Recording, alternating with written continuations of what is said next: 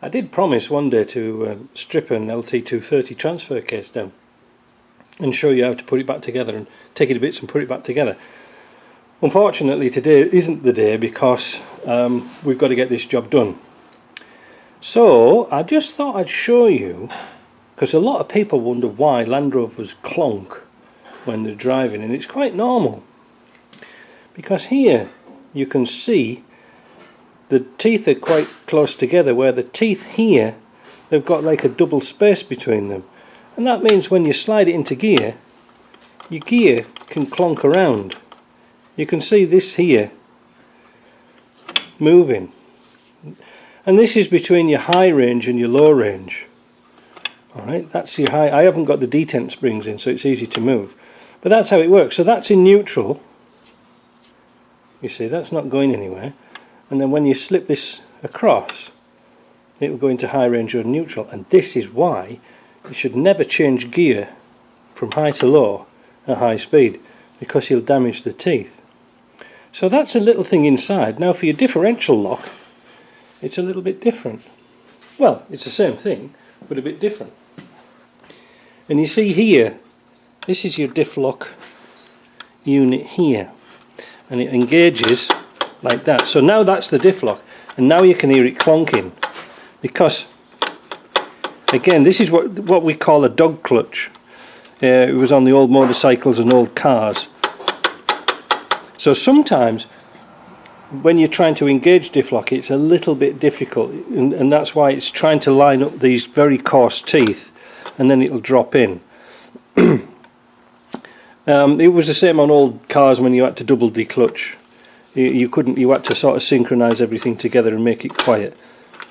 But that's how it works. It's very, very simple. And in here is your differential. So if in ordinary use, yeah, this is ordinary use, so we Diff Lock off. We can't really put it in gear because we've got nothing to show to gears, but that's your sort of differential spinning around inside there.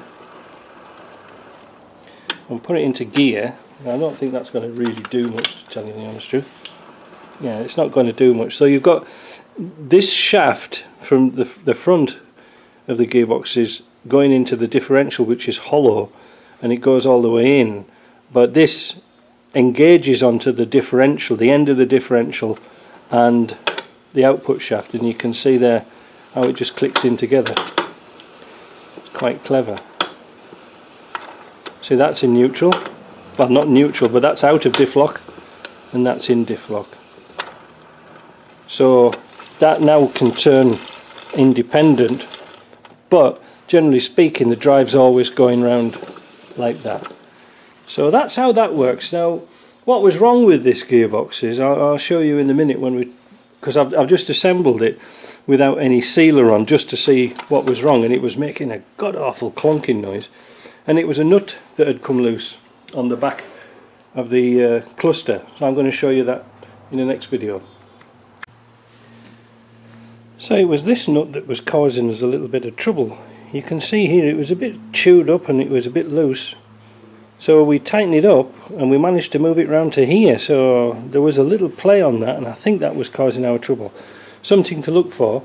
Normally I don't take these to bits if everything's okay, but I don't think anybody's had it to bits. It's just been a lot of banging backwards and forwards. So made sure it was nice and tight and properly pinned it over. Job done.